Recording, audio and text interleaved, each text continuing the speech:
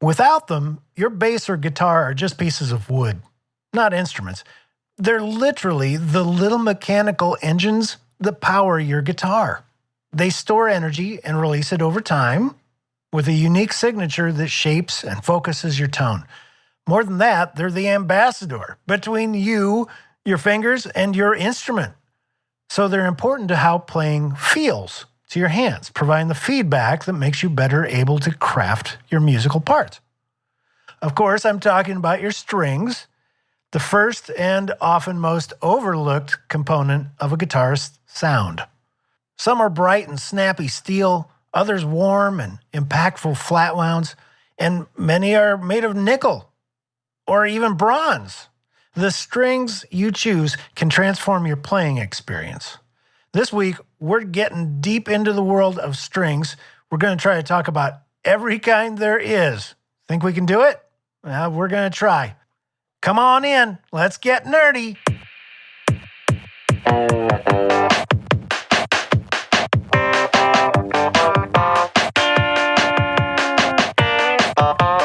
I'm Andy Schneider, career musician turned guitar coach, producer, and author of over 100 books from my publishing company, Sing Music Books. I was a high school band nerd, then a devoted jazz guy, then a backing musician for great artists in every type of music.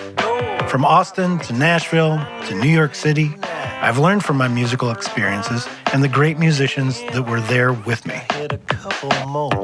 I'm a self-taught guitarist, but I was lucky enough to get the right bits of education early on in my career. Pairing that with the many conversations I've shared with more experienced musicians put me on the path to success, a path that built my skills to become the experienced, confident musician audiences enjoy today. I created the Guitar Nerd podcast to give you simple steps to building and growing your musical knowledge, having greater abilities, and getting that amazing music that's inside of you out and into the world where we can all enjoy it. Whether you're a beginner or experienced guitar or bass player, if you want to make fantastic music, you're in the right place, my friend. Now let's get nerdy. Welcome, everyone. Welcome back to Guitar Nerd. My name is Andy Schneider, the mayor of Nerdville in the county of Guitar. Yeah, this is the nerdy place where we talk all the nerdy stuff about guitars and bass guitars.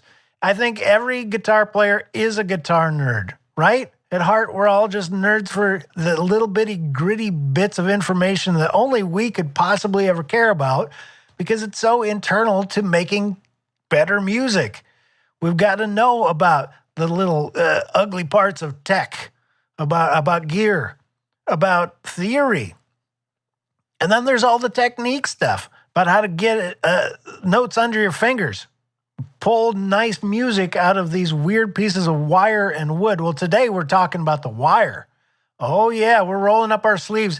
We're going to get real down and dirty talking about guitar strings in a minute. Do you remember last week? We talked about triads, putting triads to work. Did you spend your week playing triads, playing little 3-note collections? Man, they're fun, and it's an addictive study. There's something just beautiful about the math of how triads are put together and then go together, one chord into another. It's all you need. It's all you need. It's what the whole study of classical music was about. It was like looking at how these triads so intricately make the musical buildings that we live in, right? They're the elemental building blocks. And we got super nerdy last week about triads and how to use them more creatively. Well, this week, we're talking about stuff. We're talking about the wire. We're talking about the most essential component of your instrument. I think one could argue it's about your strings. Strings are the core of your instrument's sound. They're the first thing you touch when you play. And they have a huge impact on your tone and the playability of your acts, right? Of your instrument. With so many types available, now how do you choose the ones that are right for you? What makes them different? What makes them more the same? Should I spend a lot of money on them? Let's take a look. Strings are the voice box of your instrument. The right set can make your guitar or bass sing in ways you never imagined. They make your playing even easier when they're the right string for you. They're quite literally little engines. This is a really kind of cool way to look at strings, but they are little engines. They're oscillating masses, right? Back and forth goes this little bit of weight.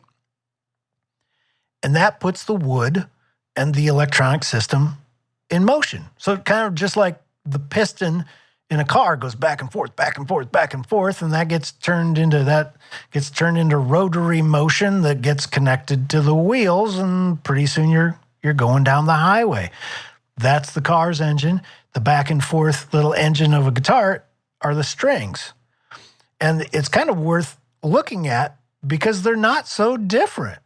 Let's explore the different types of strings available for both guitar and basses and how they can affect your playing and your music.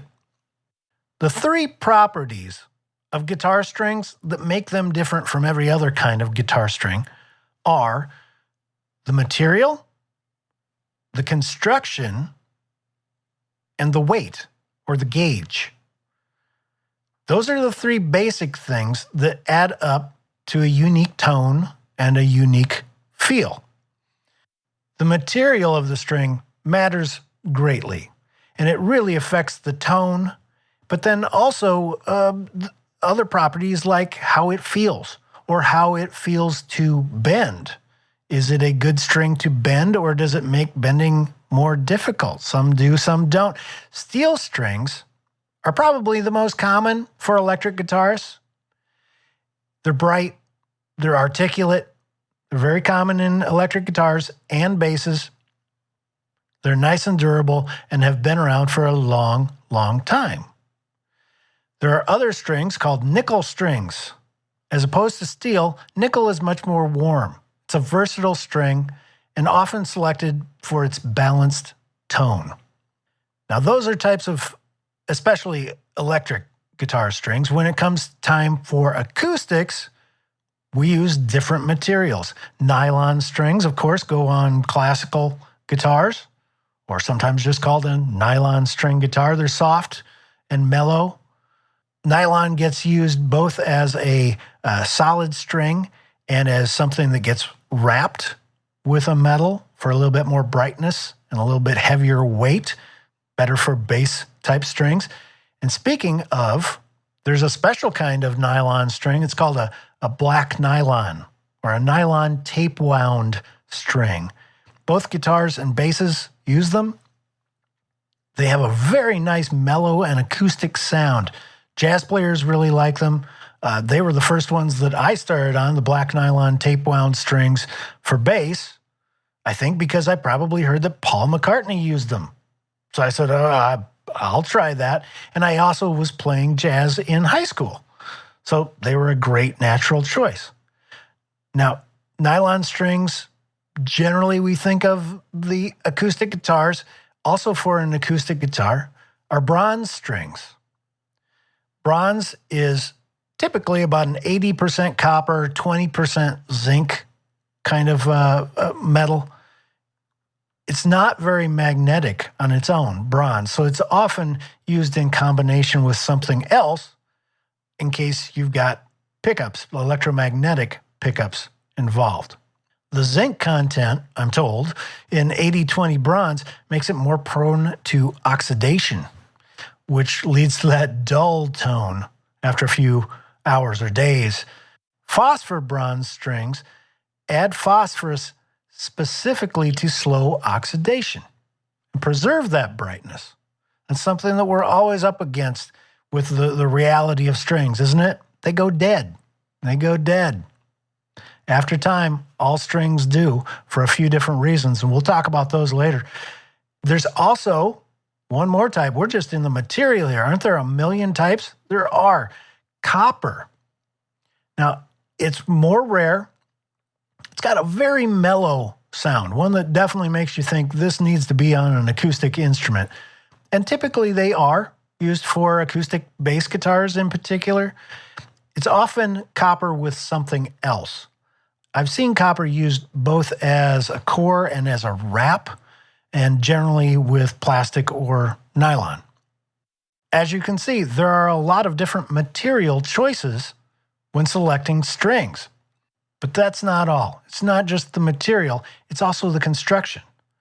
Literally how the string was made. Now, some strings are called unwound. When you look at your guitar, almost any guitar, you're going to have an unwound set. The highest string is almost certainly an unwound string. It's just a straight piece of wire of whatever material. Often that's just steel. It's just steel for those little strings. Then the bass strings are wound typically.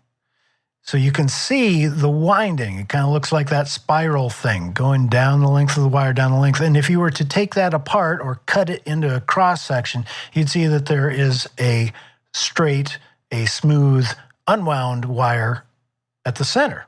That winding is really crucial, and the shape of the wire that is doing the winding, the one wound around the center, that matters. As in, is it a round wire wrapped around a round wire? Those are called round wound strings. Surprise! those are called round wound strings. They're bright and textured. All those edges kind of add up to a lot of harmonic richness. They're very popular for rock and pop, and are probably the most commonly sold these days. That winding doesn't have to be a round wire at all. It could be flat, or sometimes called tape wound. These are smooth and warm. They're favored by jazz and blues players, and used to be much more in fashion back in the 60s, I would say. Nice thing about flat wounds, bass players, get with me on this one. I think you'll agree. If you've ever played flat wound strings, they're not as hard on your fingers. On a bass guitar, this can matter quite a bit. So if you're having trouble with the strings sort of biting your fingers back, flat wounds might take a bit of the ouch out of playing your bass. They come in both varieties for guitar and bass, and there is a hybrid cousin of a round wound string and a flat wound string. It's called a half wound. It's a compromise. It's a compromise balancing the tone and offering that smooth playability. Well, these are the winding types, the type of wire that's used to do the winding around the center. But what's at the center? It's not always a smooth piece of wire. There are some strings that, instead of being wrapped around a smooth wire, wrap around a hexagonal shaped wire. Imagine a piece of wire that you could spin around in your fingers. It's got 6 sides. It's got 6 sides. Well, it's a teeny little wire, but it still has 6 sides. The winding apparently grabs that sort of wire core a little better. And some will argue that it is a better construction material because of that, because it bites the winding better. And then there are some tonal benefits to using the hex core. Some of them are that the hexagonal profile gives a brighter tone or a more snappy response than the vintage feel of a round core. The core matters, and then the winding matters, but what also makes a huge amount of difference, and I think every player who's got any experience at all will testify to this, it's the weight or the gauge of the string. Strings don't come in just one thickness. They come in lighter gauge or medium or heavy. The heavier gauge strings obviously are, usually you can see that they are thicker, and that's because they have a little bit more sustain or volume. That's why they are offered. They're ideal if you're using drop tunings. They sort of hold the intonation a little bit better than a light gauge string would. If you're into speed, all the shredders, all you shredders out there, you're going to want light gauge, really light. Now, this is primarily for electric instruments. Gauge is expressed in a number, And the number is very easy to understand. It's a width. It's the width of the string in thousandths of an inch. A light gauge string might be something like a 9, meaning that the lightest string of the set is 9/1000ths across. Yeah. If you had a medium gauge guitar string, it would probably be a 10, one of the most common gauges there are. Heavy gauge are, I would say, more like 11s or 12s. I've even heard of 13s for electric guitar, but those do get to be pretty heavy. And again, if you aren't drop tuning, you may find them to be a little bit cumbersome. They do have nice bass and great sustain, great rock string. If you're a shredder, you're going to want light gauge. You're going to want 9s or even lighter. There are such things as 8.5s. Pretty rare to go smaller than that. But remember that the gauge number is 1/1000ths of an inch and always is talking about the first string or the smallest string of the set. Well, those are the three main properties of all guitar strings: the material, its construction, and the weight or the gauge. There are some nifty extras these days. Some strings are coated. Most are not. They're uncoated strings. They simply hand you wire that's been wrapped around other wire, and that's the string. Coated strings have a small, thin amount of generally kind of like a plastic or a polymer kind of material. The idea is that it gives you a longer life. It's protecting against corrosion. It's protecting against dirt and things that are getting in the winds of the string. And some players prefer the feel. It's a little bit smoother feel and great for players who want durability. Other strings have been treated. Have you heard of cryogenic strings? Cryogenic? Yeah, like deep freeze. Well, they're really deep frozen. They will take the strings and temper them at -300. I believe around -300 is the cryogenic treatment. Tempering of steel has long been known to rearrange the molecules that are in the material.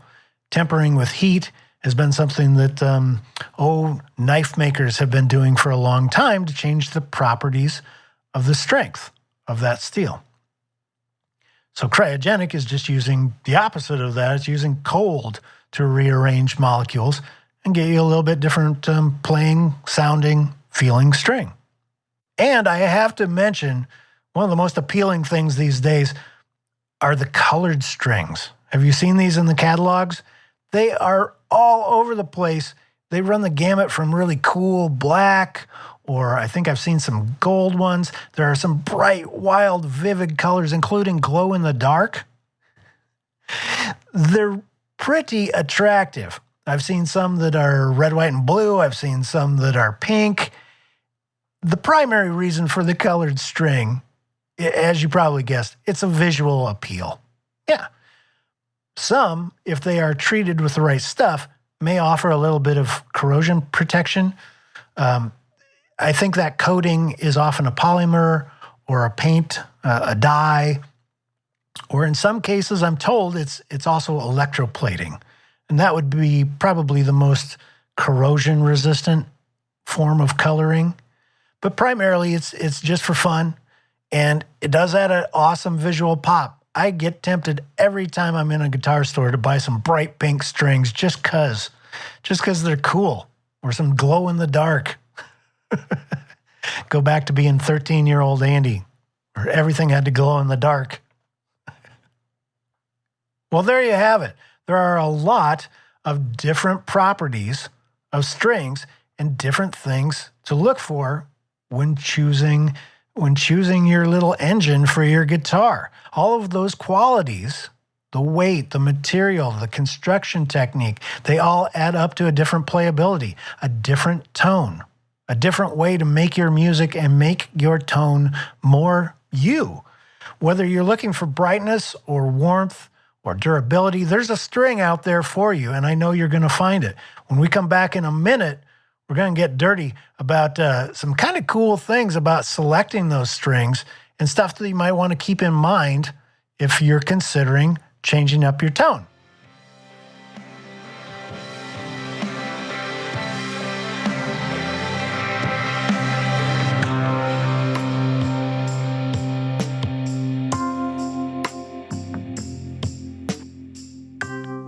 Well, if you're a regular listener of this show, I know you know what time it is. It's time to nerd out. It's time to nerd out together and talk about some kind of more advanced topics that I think you'll find really interesting as you go forward trying to find some new strings. I have some tips that might be stuff that you hadn't thought of yet, because I am a big nerd and I've tried a lot. Between my bass playing and my guitar playing, I've tried a lot of different strings. All of them I found to be more or less suitable, depending, of course, on the job that I was playing. I don't always play the same music, and not the same string is always right for the same music. I want to give you some kind of inside pointers, little things to keep in mind when you're shopping for strings. You ready? The first one, if you know me at all, be cheap. Don't be afraid to try some of the cheap strings. I've tried some really cheap ones made in China that were a fraction of what normal retail prices are. And I had more or less success at them. I mean, there was a point to them. I didn't love them, but I didn't hate them. They weren't the most exciting or player-responsive strings I'd ever had, but they weren't garbage. They were definitely playable, and I could see a use for them, including putting on my my around the shop guitar, or something to have just during rehearsal weeks that doesn't break the bank. Strings get into real money, especially you bass players. You're feeling me, right? We're looking at $50 a set, it seems like, every which way you turn. Well, I like to go cheap when I can. I get a lot more value out of it. So try some cheapies. Get on the internet and find yourself a nice deal. Then let me know. Let me know so I can go get one too. This is my second tip for you. Try much lighter strings than you ever thought you could enjoy. You may be very surprised. See, I fell into the heavier is better mentality because players older than me said, oh, you just got to have heavy bass strings. Oh, I do? Oh, you just got to have heavy guitar strings. I do? Well, yeah, Stevie Ray Vaughan played really heavy strings. Oh, well, I like his playing. I should be like that too. And I tried, and then I found that yes, there's a point to those, and yes, they have a different tone, but the light strings make me really happy for a couple different reasons. When I record myself, I think I'm not missing anything by using these lighter strings. I'm not missing bass component. I like the balance of stuff that's happening. So you may enjoy the sound just as much as anything else you've ever used. And they're so much better for your hands. They're so much easier. I often find when I'm playing heavy strings on the bass and I'm rocking hard, I am trying to push myself really to a physical limit. And my hands will kind of get tingly and I'll start to fall asleep because I'm working way too hard. Since I switched from a heavy string to a very light string on my bass, I enjoy it so much more. The sound is still killer. I like the balance of lows and highs that are going on. And I just find that my my playability, like my speed, it's at least as high as it's ever been, maybe higher. So try some lighter strings. You may enjoy them more than you thought, and don't let peer pressure tell you you have to play heavy strings. That's silly. No, you don't. There are tons of great players out there. Billy Gibbons is the first one that comes to mind. Makes all that hardcore rock and roll stuff on a very light string. He's got a nice tone, doesn't he? Sure.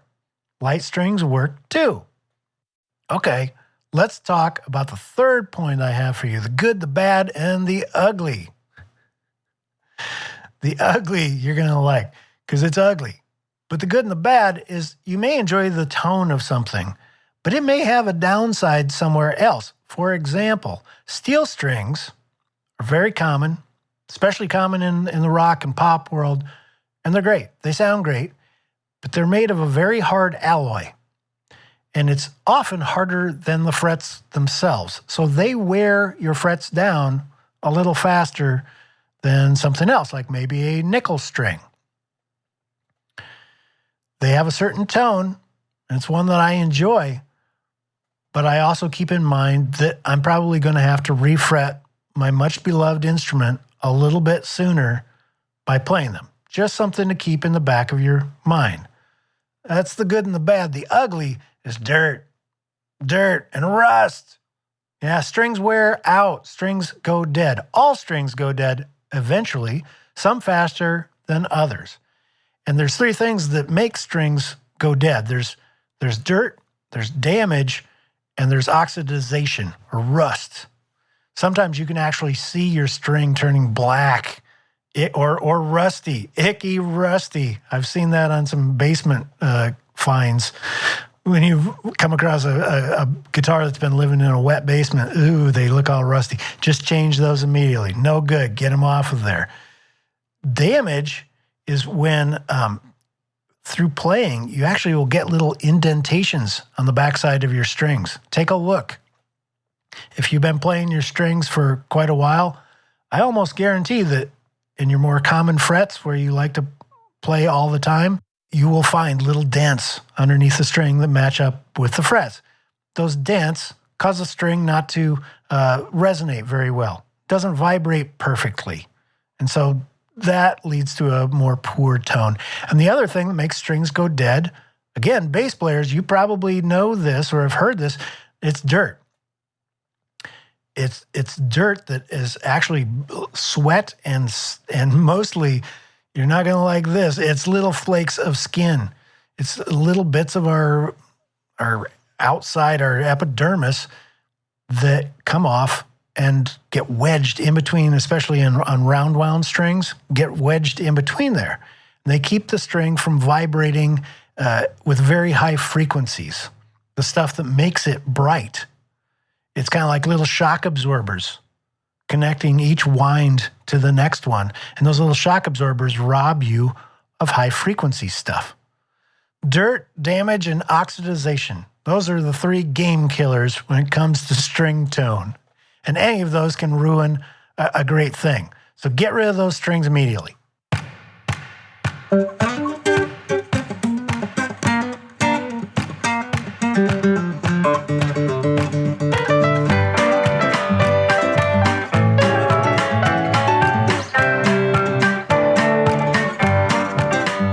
Today we explored the different types of strings for guitar and bass guitar, talking about the materials, the winding, the gauges or the weight of each, right? Thousandths of an inch.